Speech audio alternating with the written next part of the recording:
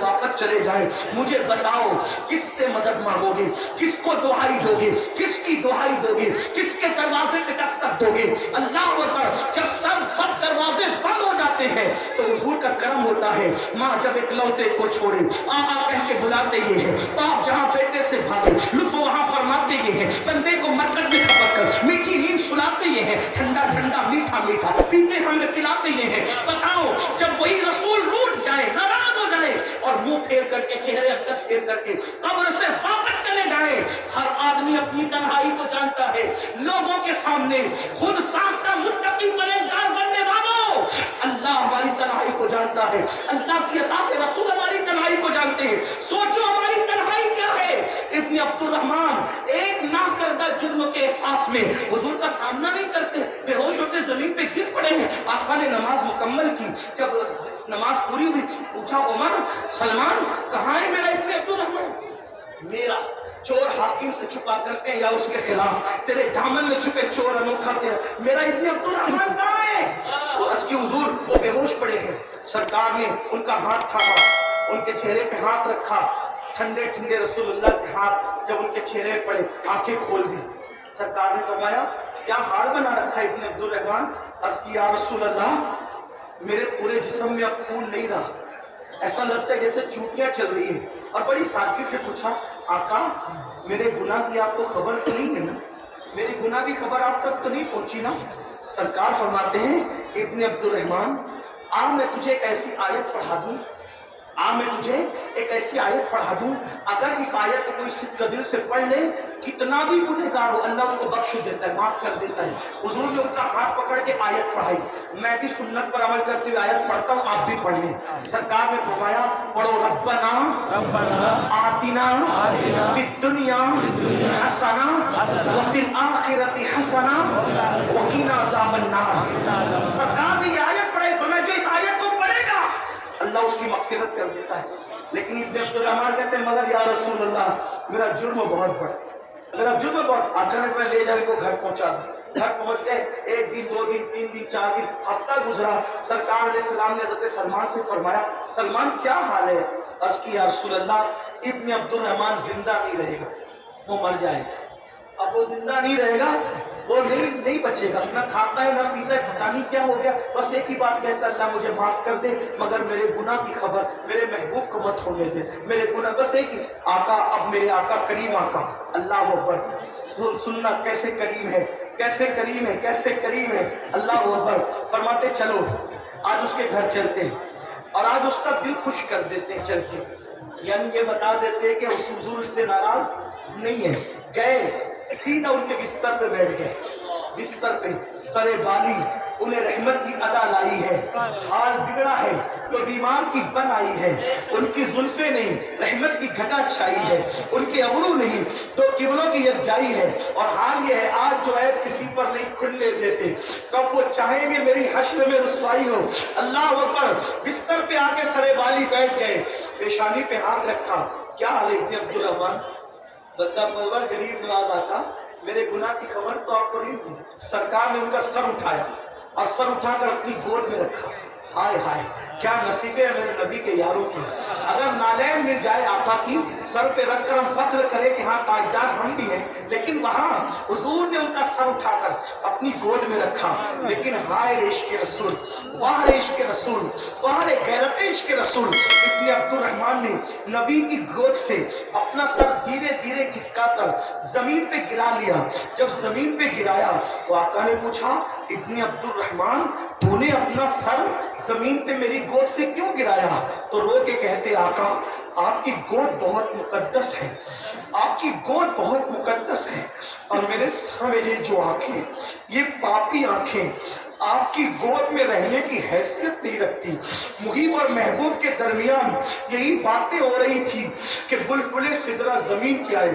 अर्ज की या रसूल अल्लाह, अल्लाह आपको सलाम कहता है और अल्लाह पाक इरशाद फरमाता है कि इब्न अब्दुल रहमान ने आपके दिल का ख्याल करते हुए एक नाकर्दा जुर्म की वजह से इतने रोए, इतने रोए, इतना आंसू बहाया। अल्लाह अगर वो सही माना में गुनहगार भी होते, गुनहगार तो है नहीं, लेकिन अगर सही माना में होते भी, अल्लाह यहाँ पर फरमा रहा है کہ ابن عبدالرحمان نے آپ کے دل کا خیال کرتے ہوئے اتنے آنسو بہائے کہ اگر قیامت کے دن وہ پوری دنیا کے انسانوں کے برابر بھی جرم لائے گا تو اللہ اس کو بخش دے گا.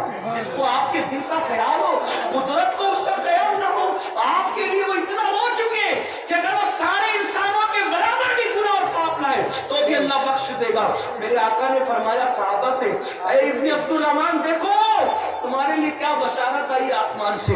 طاقت نہیں تھی, پوری طاقت اکٹھا کی اور اٹھ کر کے بیٹھ گئے اور بیٹھ کے کہا میرے اللہ نے کیا کہا. اللہ کا فرماتے ہیں ابن عبدالرحمان, اللہ فرماتا ہے کہ تو نے میرے محبوب کے دل کا خیال کر کے اتنے آنسو بہا لیے, اگر تو ساری دنیا کے برابر بھی جرم لاتا تو اللہ مجھے بخش دیتا. اتنا سننا کا چیخ ماری, میں نے کیا کیا اور میرے یار نے کیا کیا, چیخ مار کے زمین پہ گر پڑے. صحابہ نے اٹھانے کی کوشش کی کہ عشق والوں کا حال ہے, آج سب کا خیال, نبی کے دل کا کوئی خیال. شادیوں میں ڈی جے ہم بجائیں, اللہ پر جائز ہم مانگے, اللہ پر جہالت کی لعنت میں ہم پھرتے رہے. کہاں ہو مسلمانوں؟ ابن عبدالرحمان زمین میں گر پڑے. صحابہ نے اٹھانا چاہا, آقا روتے ہوئے فرماتے ہیں رہنے دو, ایک نہ کرتا جرم کے احساس نے اس کی جان لے لی ہے, اب وفا کا صلہ کیا ملتا ہے. آقا فرماتے ہیں اس کو غسل دو, کفن پہناؤ اور جنازہ تیار ہو تو مجھے خبر کرنا, ہم خود اس کے جنازے میں آئیں گے. لوگ کہتے ہیں عاشقوں کی قبر میں آتے ہیں, ارے سچا عاشق تو بن, حضور کے دل کا خیال تو کر, پھر وہ جنازے میں بھی آ سکتے ہیں. ان کے کرم کی بات ہے, ان کے کرم کی جنازہ تو دور ہے, موت کے وقت سہانے بھی آ سکتے ہیں. ارے موت کے آئینے میں اپنا جلوہ دکھا سکتے. میرے امام کہتے ہیں جان تو جاتے ہی جائے گی, قیامت یہ ہے اب یہاں مرنے پہ ٹھہرا ہے نوارا تیرا. کہتے ہیں کہ حضور کا دیدار ہوتا ہے موت کے وقت, میں کہتا ہوں انہیں کو ہوتا ہے جو آنکھوں کی حفاظت کرتے ہیں. میرے عزیز اللہ پر آقا فرماتے ہیں غسل دو, کفن پہناؤ, جنازہ تیار ہو, مجھے اطلاع کرنا, میں خود آؤں گا. اور پھر لکھا ہے صاحب کتاب التوابین نے, جب ان کے جنازے میں حضور آئے تو حضور انگلیاں رکھ کر چلتے, انگلیاں, پورا پیر نہیں رکھا جنازے میں, انگلیاں رکھ کے چلتے تھے. صحابہ نے پوچھا آقا آپ ایسے چل رہے, اس سے پہلے ایسے چلتے نہیں دیکھا. فرماتے جو میں دیکھتا ہوں تم نہیں دیکھتے, جو میں سنتا ہوں تم نہیں سنتے. آج ابن عبدالرحمان کے جنازے میں آسمان سے اتنے فرشتے آئے ہیں کہ مدینے کی گلیاں چھوٹی پڑ گئی ہے, کئی پیر رکھنے کے لیے جگہ نہیں ہے, اس لیے میں انگلیاں رکھ کے چل رہا ہوں. عاشق کا جنازہ ہے, بڑی دھوم سے نکلے. اللہ اکبر, یہ ہے عاشقوں کی شان. لیکن ہم نے عشق کی باتیں کی, ہم نے عشق کیا نہیں. اس کی سب سے بڑی وجہ ہمارے پاس سب ہے, علم نہیں ہے. علم کے بغیر عشق کیسے ہوگا؟ جو قوم وضو کا طریقہ نہ جانے, استنجا کا طریقہ نہ جانے, غسل کا طریقہ نہ جانے, پاکی ناپاکی کے مسائل نہ جانے, نماز کیسے پڑھتے یہ نہ جانے, اس کو یہ علم نہیں ہو تو وہ کیسے عاشق بنے گا؟ آؤ اس تعلیمی کانفرنس سے عشق اور علم دو عین کا پیغام لے کر کے جاؤ. عشق کے ساتھ جب علم آتا ہے تو پھر دنیا اتنی بلندی پر, انسان اتنی بلندی پہ جاتا ہے جہاں پر کسی کا تصور نہیں جاتا. آج سنیوں کو دو عین پہ کام کرنے کی ضرورت ہے, عشق اور علم. آؤ اپنے بچوں کو عالم بھی بناؤ, عاشق بھی بناؤ. آپ کہیں گے کیا فرق ہے؟ دیکھو صرف عالم بنے گا عاشق نہیں بنے گا تو نبی کے علم کو گدی اور بیل سے تشبیہ دے گا, اور اگر عالم کے ساتھ عاشق بھی بنے گا تو کہے گا کہ تیرے توسل اے بے پناہی سے ہے بری, حیران میرے شاہ میں کیا کیا کہوں. اگر میرا حافظ بنا, عاشق نہیں بنا, تو حافظ ہو کر کے آیتیں ڈھونڈے گا کہ کس میں علم غیب کی نفی کس میں ہے, یہ آیتیں ڈھونڈے گا. اور اگر حافظ کے ساتھ عاشق بھی بنا تو کہے گا کہ پورا قرآن نبی کی ناک نظر آتا ہے. اللہ اکبر. اس لیے عین عشق کا ہے, علم کا ہے, اس میں محنت کرو. لیکن یاد رکھو اپنے بچوں کو دنیاوی تعلیم بھی دو, ان کو انجینئر بناؤ, ٹیچر بناؤ, ڈاکٹر بناؤ. اللہ اکبر. اور ان کو آئی ایس بناؤ, آئی پی ایس بناؤ. یہ مت کہو ہمارے پاس پیسے نہیں ہے, جھوٹ مت بولو. اگر تمہارے پاس پیسے نہیں ہیں تو اتنے بڑے بڑے جلسے کیسے ہوتے ہیں؟ تمہارے پاس پیسے نہیں ہیں, اتنی بڑی بڑی شادیاں کیسے ہوتی ہیں؟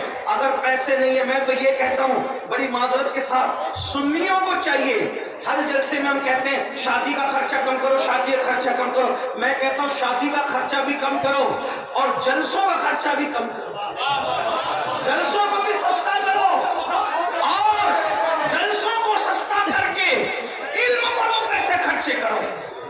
میں کہتا سنیوں کے پاس دولت کم ہو سکتی ہے لیکن لٹانے کا جتنا جذبہ سنی کے پاس ہے اتنا کسی کے پاس نہیں۔ میں صرف یہ کہنا چاہتا ہوں، میرا پیر، اگر میرا پیر دنیا سے اگر چلا گیا دنیا سے، تو میرے پیر کو میرے 1 لاکھ کی چادر کی ضرورت نہیں ہے۔ کیوں نہیں ہے؟ اس لیے نہیں ہے کہ جنت میں وہ ہے اور جنتی لباس اس کو مل چکا، اب اس کو کسی کپڑے کے ٹکڑے ہی کیا سکتے، لیکن چادر چڑھانے سے منع نہیں کرتا کیونکہ پشتینی سنی ہو، نہ کنورٹڈ مسلمان ہو نہ کنورٹڈ سنی ہو، نسلن بعد نسل مسلمان اور سنی بھی ویسا ہی ہو۔ ہاں یاد رکھنا 41 پشتوں کا سنی ہو، یہ بات یاد رکھنا، ہاں یاد رکھنا۔ اس لیے چادر کا مخالف نہیں، 1 لاکھ کی مت چڑھاؤ، 1000 کی چادر چڑھا دو اور 99,000 جو بچے وہ کسی یتیم کی اسکول اور کالج کی فیس اپنے پیر کے نام کی ایصال ثواب سے بھر دو۔ زیادہ میں پیر صاحب جتنا خوش ہوں گے اس سے زیادہ اس فیل پہ خوش ہوں گے، یاد رکھنا۔ اور پھر ایک نسل کو پڑھاؤ گے 300 سال تک دیکھنا ہی نہیں پڑے گا۔ اگر کسی بیوہ کے سر پہ پیسہ بچا کے ڈال، میں منع نہیں کروں، چادریں ڈالو، چڑھے گی چادریں، لیکن اس شان سے چڑھے گی کہ 1 لاکھ کی نہیں 1000 کی چڑھے گی اور 99,000 روپیہ قوم کے پیر کے ایصال ثواب کے لیے خرچ ہوں گے۔ امید ہے اور جلسوں میں بھی ہر آدمی کو 50 اور 20 ہار ڈالنے کی بجائے 1 گلاب کے پھول پہ بھی اکتفا کر لو۔ یہ بات، اور آپ سے بات کہتا ہوں کہ نعت خانوں کو بھی اس کو بلاؤ جو عشق کے شعر بیچتا نہیں ہو، جو تاجر، یاد رکھنا، جو عاشق ہوگا وہ تاجر نہیں ہوگا، اور جو تاجر ہوگا وہ عاشق نہیں ہوگا، اس لیے کہ عشق میں جو چیز دی جاتی ہے اس کا صلہ نہیں مانگا جاتا بلکہ ہاتھ جوڑ کے کہتے ہیں یار سے بتا کہ تو راضی ہے کہ نہیں ہے۔ اس لیے ایسے خطبہ کو بلاؤ جو نہ خطابت بیچتے ہوں اور نہ ایسے شعرا کو بلاؤ کہ جو عشق مصطفیٰ کا جو خود بیچارہ عشق سے ناری اور اپنے آپ پر نفس کا بھاری، وہ کیا آپ کو عشق کی لو دے سکتا ہے؟ عشق تو عاشق دے سکتے ہیں۔ اور یاد رکھنا، ان کو بلاؤ جو صرف فکر رضا کی بات نہیں کرتے پبلک کو خوش کرنے کے لیے بلکہ واقعی فکر رضا کی پابند بھی ہو۔ اس اعتبار سے میرے امام نے تو یہاں تک فرمایا، کوئی نبی کی نعت پڑھے اور دل میں سوچے کہ مجھے شیرنی ڈبل ملنا چاہیے تو گویا کہ اس نے اپنی نعت بیچ دی شیرنی کے آئے تو یہ سوچے جو نبی کا صدقہ ملے گا نہ ملے تو دینے والا کون دیتا ہے؟ دینے کو منہ چاہیے، دینے والا ہے سچا۔ ہمارا نبی جو مانگ کے ملے اسے صدقہ رسول نہیں بلکہ بھی کہا جاتا ہے۔ بھکاریوں کو مت بلاؤ اپنے مجمع میں، درویشوں کو بلاؤ جو مانگ کر نہیں بلکہ عطا کر کے جائے۔ جب جلسوں کا بوجھ ہلکا کرو گے تو انشاءاللہ پوری قوم میں انقلاب آئے گا، پوری قوم تبدیل ہوگی۔ اور تعلیم پر زیادہ خرچہ کرو، اور اگر نہیں پوری قوم کے لیے کچھ کر سکتے تو اپنے بچوں کے لیے کچھ کرو۔ ہمارے ماہرہ کے سرکاروں نے نعرہ دیا آدھی روٹی کھائیں گے، بچوں کو پڑھائیں گے۔ اگر آدھی روٹی کھانا پڑے تو آدھی روٹی کھاؤ مگر اپنے بچوں کو پڑھاؤ۔ یہ عید پر 4 ڈریس مت بناؤ، ایک ہی بناؤ، پیسہ بچا کر بچوں کو پڑھاؤ۔ صرف 10 سال محنت کی ضرورت ہے، ایک وقت وہ آئے گا اسلام اور اسلام نظر آئے گا۔ اس لیے کہ اللہ نے مسلمانوں کو اتنا ٹیلنٹ دیا ہے، اتنا ٹیلنٹ کسی کے پاس نہیں ہے۔